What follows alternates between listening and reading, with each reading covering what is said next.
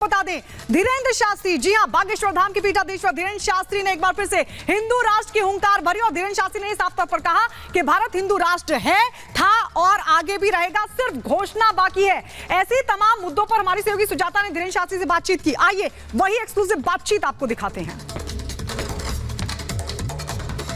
खास मेहमान मौजूद हैं, हमारे साथ हैं बागेश्वर धाम के पीठाधीश्वर पंडित धीरेन्द्र कृष्ण शास्त्री। शास्त्री जी, बहुत बहुत स्वागत है आपका। बहन की जय हो, खुश रहो। जी शास्त्री जी, आपने संकल्प लिया है हिंदू राष्ट्र का, यहाँ एक महायज्ञ भी हो रहा है। सबसे पहले मैं आपसे ये समझना चाहती हूँ कि आपको हिंदू बहुल इस देश में ये ज़रूरत क्यों महसूस हुई कि हिंदू राष्ट्र की घोषणा होनी चाहिए? जरूरत बिल्कुल भी नहीं, भारत तो हिंदू राष्ट्र था, है, घोषणा की आवश्यकता है। हमने सिर्फ यह बात अपने इष्ट से, ईश्वर से प्रार्थना की है और भारतीय सनातनीय वैदिक परंपरा सनातन धर्म को मानने वाले लोगों को आवाहन किया है। और ज़रूरत इसलिए लगी कि सामाजिक वैमनस्यता दूर हो, कुरीतियाँ दूर हों, जातिवाद पर लड़ना दूर हो, बार बार एक दूसरे पंथ पर टारगेट जो किया जाता है वो दूर हो, रामचरितमानस को जलाना बंद हो, राम की यात्रा पर पत्थर फेंकना बंद हो, पालघर के संतों की बर्बरता जैसी हत्या बंद हो, एवं सामाजिक सौहार्दता हो, भारत में एकता हो और एक राष्ट्र में एक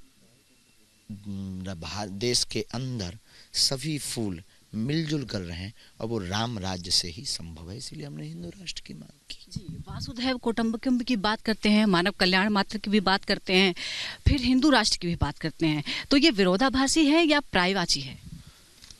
किंचित मात्र भी विरोधाभासी नहीं है। हमारा सनातन इतना व्यापक, इतना विशाल है कि हमने सभी पंथों का स्वागत किया है।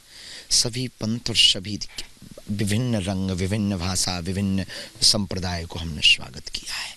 और यह सनातन धर्म ही एक ऐसा धर्म है जो विश्व का कल्याण हो, विश्व में शांति हो, विश्व में मंगल हो, ये कामना करता है। तो हम कैसे किसी का बुरा चाहेंगे?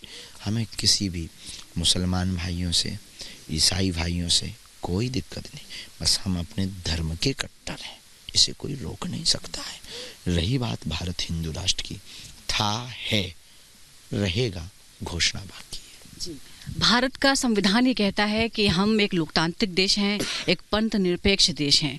तो क्या जब आप कहते हैं कि हमें हिंदू राष्ट्र बनाना है, तो क्या इसका मतलब ये निकाला जा सकता है कि आप संविधान का सम्मान नहीं करते?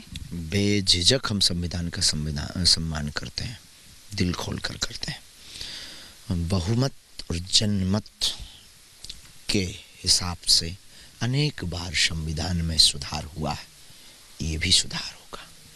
असदुद्दीन ओवैसी को शायद आप जानते होंगे, AIMIM के वो सांसद हैं, वो कह रहे हैं कि देश तो संविधान से चलेगा, और आप अगर इस तरह की बातें कह रहे हैं तो आपको रोकना चाहिए सरकार को।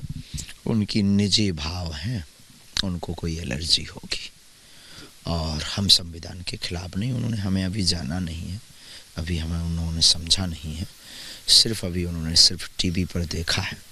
दिखने में छोटे हैं पर उनके लिए बहुत खोटे हैं। मंच से आप चुनौती देते हैं, आपको एक नेता ने चुनौती दी है, नाम है उनका स्वामी प्रसाद मौर्य। वो कहते हैं कि पॉलिटिक्स पर और पॉलिटिशियन पर नो कमेंट्स। अच्छा, चलिए एक बात आप बता दीजिए, क्योंकि आपके यहाँ सभी तमाम राजनेता आते हैं आशीर्वाद लेने, चुनावी साल हैं, आप किसको आशीर्वाद दे रहे हैं?